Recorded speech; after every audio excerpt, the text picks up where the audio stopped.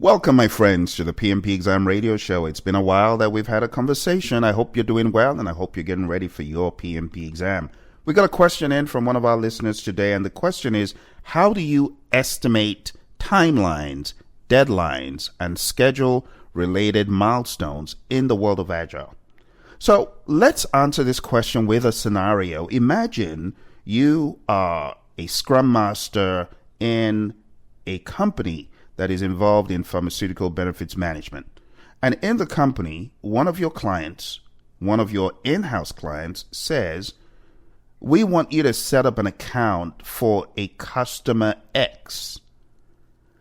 The goal in this assignment is to rapidly estimate how long it will take to deliver this account setup using Agile principles, using an Agile approach. And it's a question I get all the time.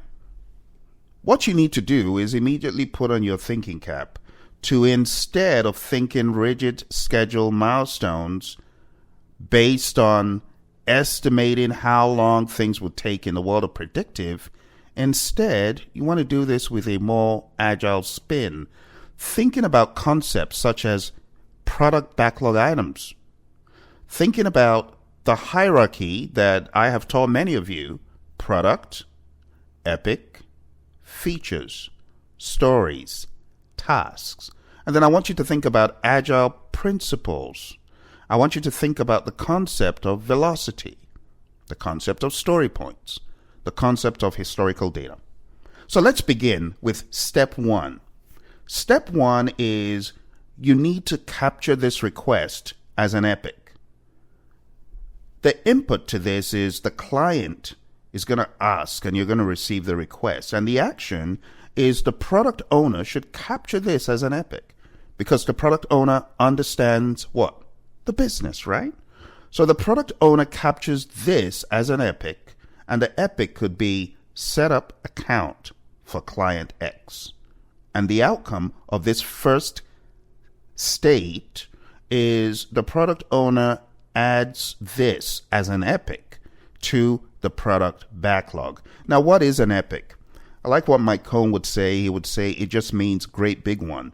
So your epic is a huge amount of functionality. It's a chunk of functionality that needs to be unraveled, but at this point, we're not concerned with unraveling it.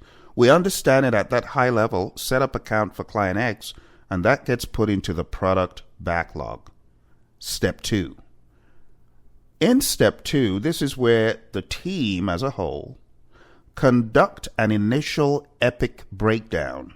In other words, you may have heard your trainer or coach say backlog refinement. This is where you would refine the backlog.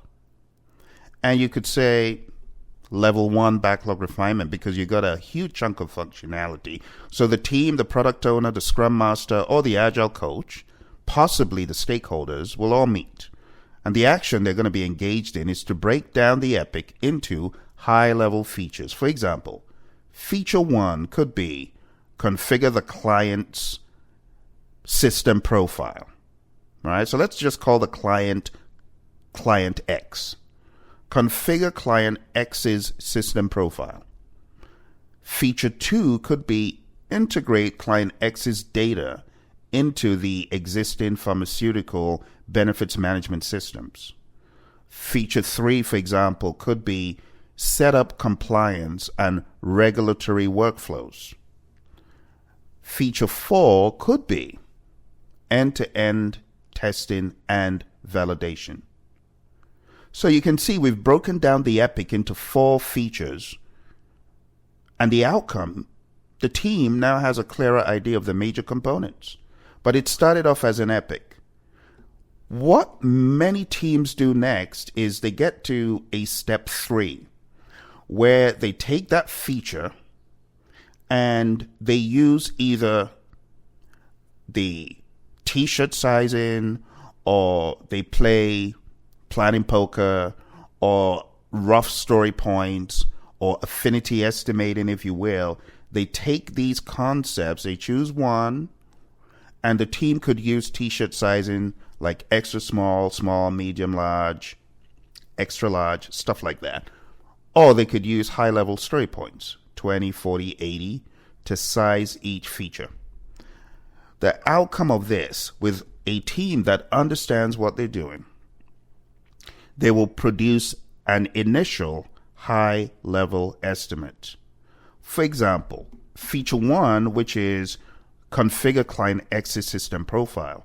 They might say, well, based on what we've done in the past and based on our understanding, that's a medium in terms of t-shirt sizing, or we're going to go with the 20 story points for that. Feature 2, which is integrate client exit data into existing PBM systems. You can say, okay, that's 40 based on our historical information of what we've done previously for existing clients. And even if they haven't done this previously for existing clients, you hired smart people to be on a team.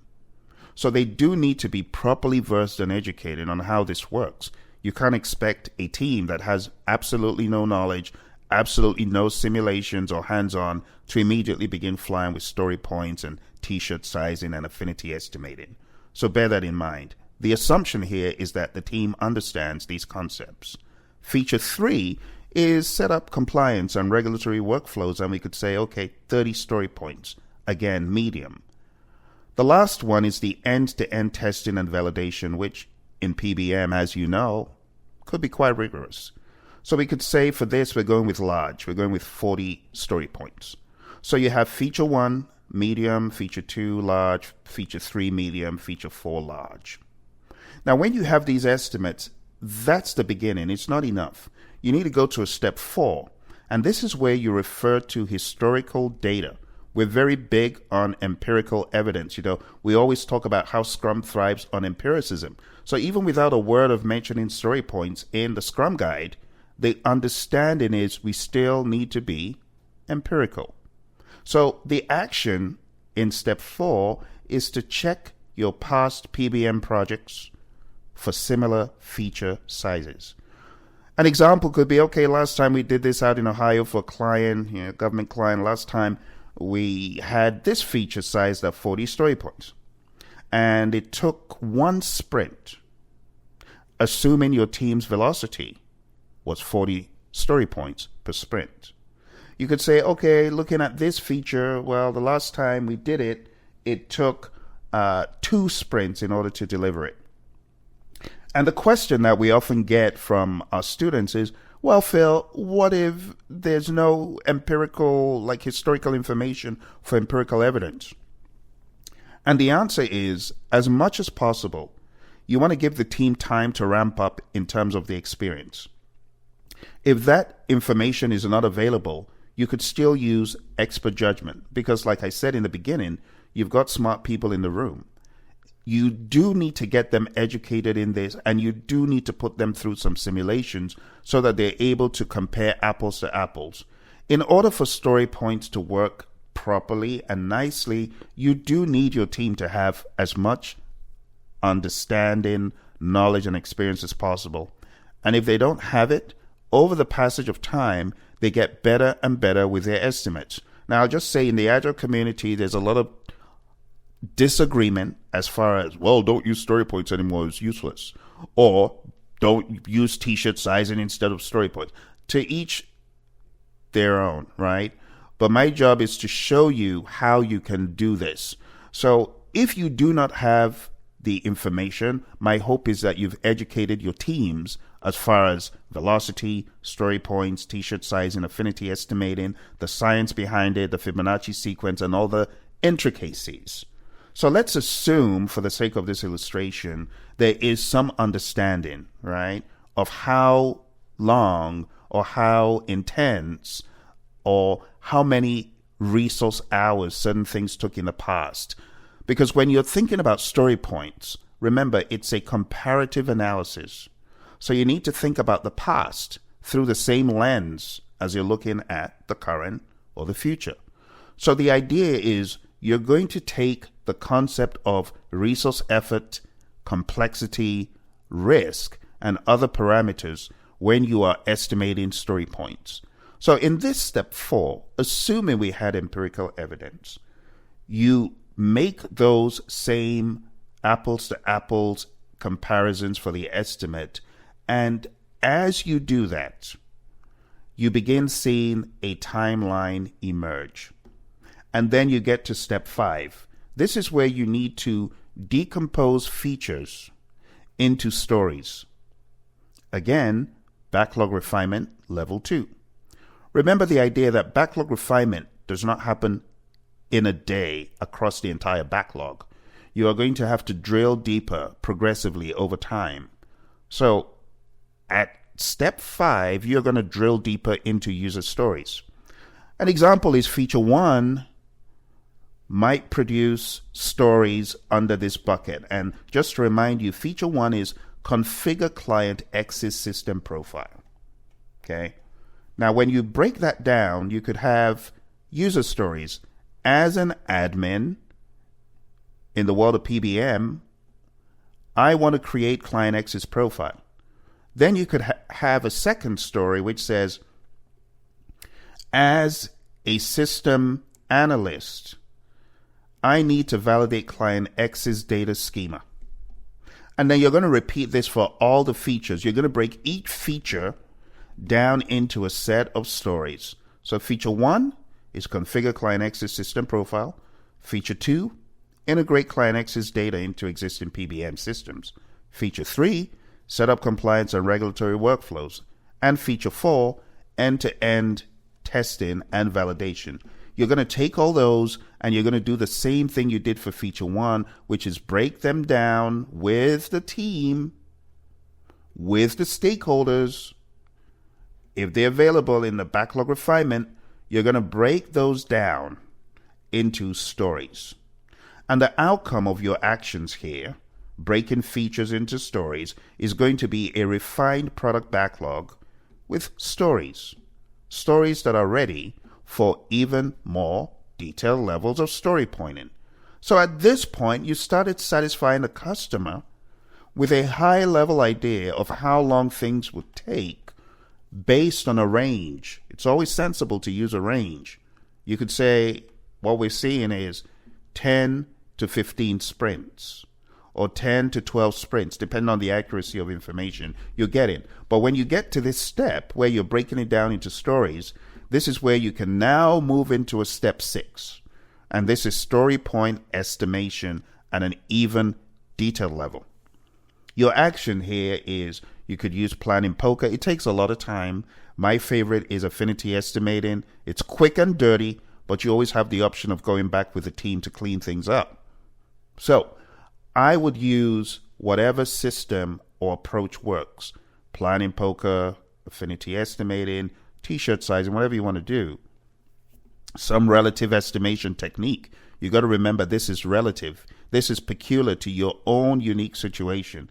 We're not taking this same story pointing approach and using it on Joe Schmo's project. This is for us, okay? So at this point, you want to assign story points to each story. Remember when we did this in the beginning, we were looking at the epic level. Now we're looking at the story level. So your outcome is going to be a detailed story point value. You're going to go down to the granular levels. You're going to break feature 1 into the stories, and then you're going to estimate those stories, and you're going to sum up to get whatever story point number you get in total. You're going to do that for feature 2. Sum up the stories. So the way you arrive at a high level estimate for the features 1, 2, 3, and 4 in my example is you got to sum up the stories. In the beginning, you could do quick and dirty, and that's okay. We call it an analogous estimate in the world of project management. So you could do a high-level, top-down analogous estimate. But here, you're getting to be more precise. And remember, your estimate is still in story points. Your estimate at this point is not in hours or days or weeks, okay? So you still need additional steps to make this work. Step 7 is validating your findings against velocity. So you got to refer to the team's current velocity and ask the question, what is our velocity currently? And the Scrum Master realizes the team's velocity, it's been 40 story points per sprint. And you could base this on your best three. I always ask people, get your top three, okay? And you don't want to look back to sprints you did like years ago. You want to look to your last 5 to 7 sprints. But you want to always look at roughly the three best is what we would recommend. Some teams do it differently, but you got to find an average. And that average is your team's velocity, right? In this case, let's say it's 40 story points. The outcome, your timeline is going to begin to form. Feature 1 was 20 story points, remember? Well, that's half a sprint. Feature 2, 40 story points. We said it was large. That's a full sprint. Feature 3, we said it's 30 story points. That's about 3/4 of a sprint. And feature 4, 40 story points. That's one sprint. So the estimate, if we're doing back-to-back sprints, we would generally look at this as 3 sprints in total. But in instances where we may have people and their uncertainties, you still want to give an estimate that is a range, not it'll take us 3 sprints. My recommendation will be always to put in the element of doubt. Could take us 3 to 4 sprints to be on the safe side. In that way, you're not disappointing anyone and you've got enough buffer in case things happen, in case there's system failures, in case technology disappoints. Step 8, you got to factor in risk, uncertainty, and dependencies. And this is why I said 3 sprints is okay, but you always need to think about a buffer. Think about what we call a contingency. So in regulated industries like pharmaceutical, just imagine what happens in the government space, right? Compliance might delay delivery, or a team might add, in this case of the pharmaceutical, an extra sprint as a safeguard. So while 3 sprints seems like the most apparent number, it would make sense for you to put in that buffer. So you could communicate to your client, to your stakeholders, this is an estimate of 3 to 4 sprints. When you communicate that back to the business, it acts as a safeguard, and no one's looking for your head at the end of the 3rd sprint. Because people, when you give them estimates, they hold you accountable to it. They will squash you on it. So you don't want that to be the case. Be smart. Always use ranges. Now, step 9. Now that you have the stories, this is optional for sprint planning. Before executing, your team needs to further decompose these stories into how they will execute them as tasks. Because no matter how good a team is, our stories, I need to validate Client X's data schema. As a system analyst, I need to do this. Yes, but you also need to think about the passage of time by breaking it down into tasks. So let's say you pull that story to yourself as a system analyst. You still have to break it down into tasks. Breaking things down to tasks, I often tell teams this is optional because in the world of Agile, we get different levels of teams that are very experienced and teams that are new to this. Some teams actually oppose breaking things down into tasks, while others see it as a necessary step. So to create tasks for sprint planning, your team needs to gather around and decompose those stories. This is usually done in sprint planning. So a task such as configure Client X profile UI, or a task like set up database tables or unit tests and things like that need to be clearly specified. What most teams will do is take this task information and put it into a tool like Jira or Confluence or version 1 or a Rally or DevOps, whatever tool you're using, even if it's a whiteboard, even if it's a Kanban board. But those tasks need to make their way into some sort of visible Kanban board or record. And this is going to help not only with the daily tasks and the execution, but also with capacity planning. because it's going to be very obvious when people say, oh, I can't come in because my dog is sick, or I can't come in next week. You understand the work at hand, okay? And teams work differently. But one thing's for sure, for a new team that is just on its first rodeo, you don't have enough experience to bypass the step of breaking things down into tasks. If I was mentoring and coaching a team, I would highly encourage them to at least work on a few sprints using this level of detail. Even though in the Agile community, there's a lot of argument about breaking things down into tasks, but I don't want to get into that for today. Step 10 will be to present to stakeholders. So our main action would be you, the Scrum Master and the product owner. You got to break things down.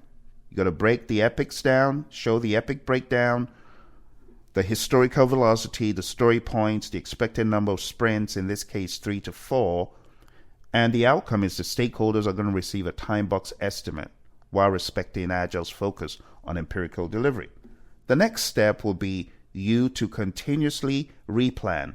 Newsflash, just because you said it's going to take 3 to 4 sprints doesn't mean that it is indeed going to take 3 to 4 sprints.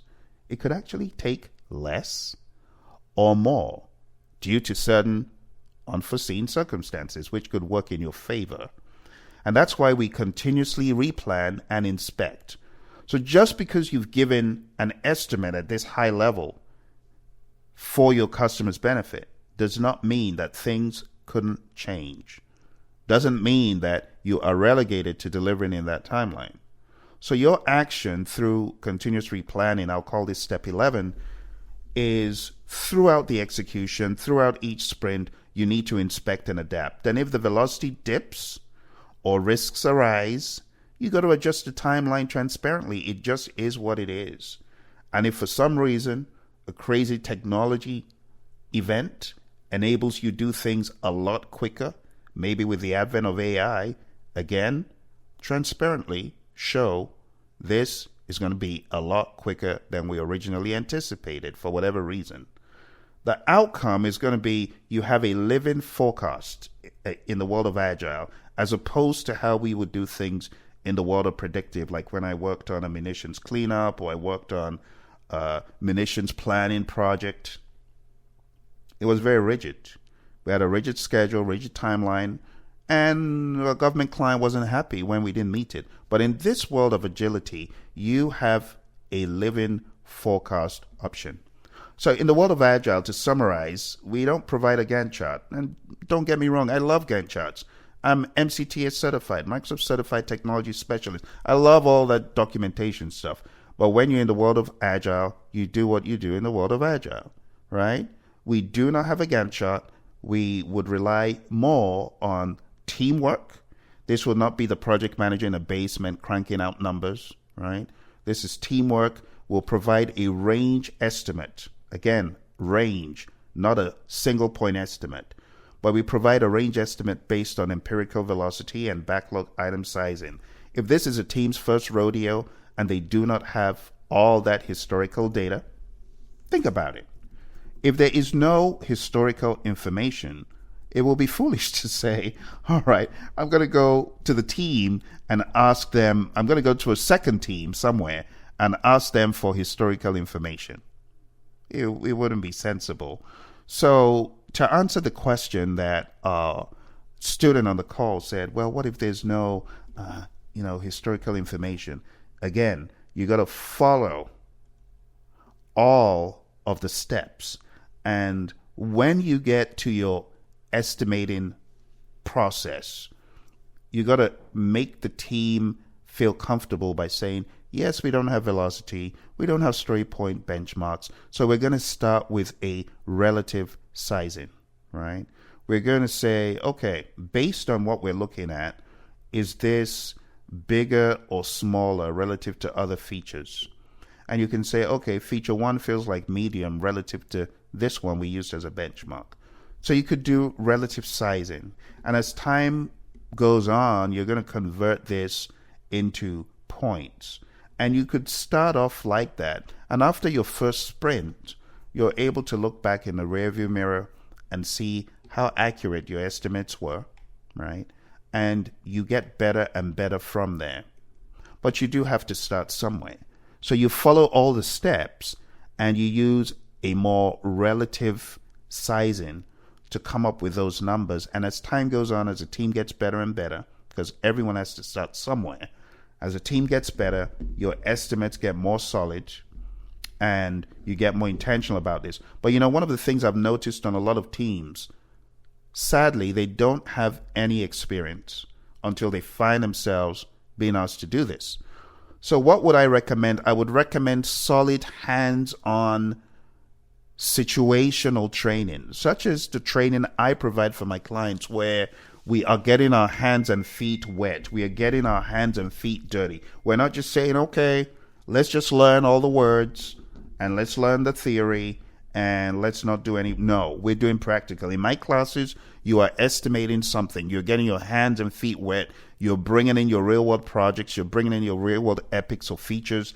And I push my team members who I'm training to actually get their hands and feet wet.